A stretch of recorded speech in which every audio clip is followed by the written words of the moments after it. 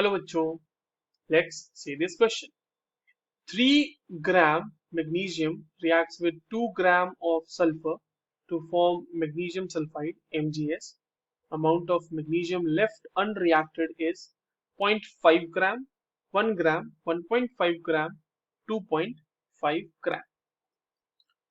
चलिए इस क्वेश्चन को सॉल्व करते हैं बच्चों. और सबसे पहले ये देखते हैं कि इस क्वेश्चन को सॉल्व करने के लिए हमारे पास कौन से की कॉन्सेप्ट की जानकारी होना बहुत ही ज्यादा जरूरी है. देखिए, की कॉन्सेप्ट की अगर हम बात करें इस क्वेश्चन को सॉल्व करने के लिए, तो हमें एक बहुत ही इंपॉर्टेंट कंसेप्ट होता है स्टोइचियोमेट्री में, दैट इज लिमिटिंग रिएजेंट. उसके बारे में पता होना चाहिए. और स्टोइचियोमेट्री का तो आइडिया होना ही चाहिए इसको सॉल्व करने के लिए, तो हम आसानी से सॉल्व कर सकते हैं. देखिए, हमारे पास जो मैग्नीशियम सल्फाइड का रिएक्शन है, अगर उसको मैं बहुत ही नॉर्मल टर्म्स में लिख रहा हूँ, तो मैग्नीशियम रिएक्ट कर रहा होगा सल्फर के साथ और फॉर्म कर रहा होगा मैग्नीशियम सल्फाइड.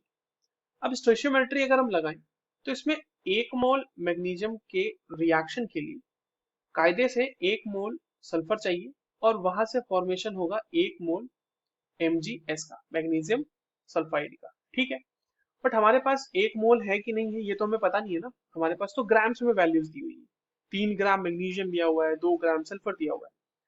तो अब देखते हैं कि कितना मोल एक्चुअली हमारे पास गिवन है. तो अगर मैं बात करूं number of moles of magnesium, तो number of moles of magnesium कितना हो जाएगा बच्चों? Given mass upon molar mass. तो 3 ग्राम अपॉन मोलर मास कितना हो जाएगा मैग्नीशियम का? ये हो जाएगा 24 ग्राम पर मोल. 24 ग्राम पर मोल. यहाँ पर से जो वैल्यू आएगी वो आएगी 0.125 मोल हमारे पास मैग्नीशियम गिवन है. Similarly number of moles of sulphur निकाल लेते हैं. तो ये क्या हो जाएगा? 2 ग्राम डिवाइडेड बाय 32 ग्राम पर मोल. तो यहाँ पर से number of moles of sulphur कितना आ जाएगा बच्चों? 0.0625 मोल. अब एक चीज तो हम यहाँ पे क्लियरली देख सकते हैं कि स्टोइचियोमेट्री हमारी ये बता रही है कि 1 मोल मैग्नीशियम के लिए 1 मोल सल्फर चाहिए. तो हमारा जो रिएक्शन होगा उसमें मैग्नीशियम भी खत्म, सल्फर भी खत्म. बट हमारे पास जो गिवन अमाउंट्स है उसके बेसिस पे हमने जब देख रहे हैं, हम देख रहे हैं, तो number of moles of magnesium से काफी कम आ रहा है number of moles of sulphur. तो इसका मतलब सल्फर तो पूरी तरह से कंज्यूम हो जाएगा. Sulphur will be completely consume in this reaction. ठीक है, S will be completely consume.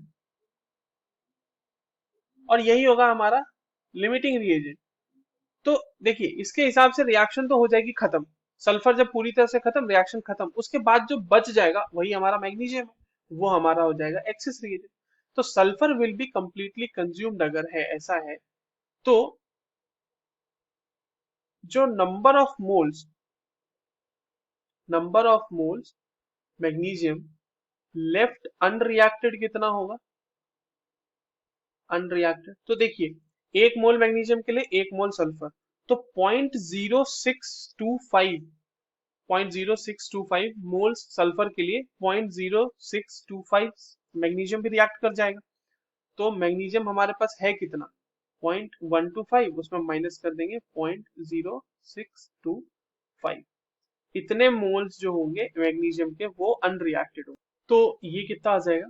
ये आ जाएगा 0.0625 मोल. और अगर हमने मोल कैलकुलेट कर लिया है तो मास हम आसानी से निकाल सकते हैं. तो mass of magnesium left unreacted कितना हो जाएगा?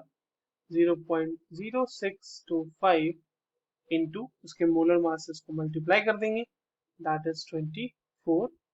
और ये आ जाएगा वैल्यू ग्राम में, और ये वैल्यू आएगी 1.5 ग्राम. ठीक है, यही वैल्यू हमसे पूछी गई थी क्वेश्चन में. तो इसका आंसर हो जाएगा option C. I hope you understood this well. All the very best.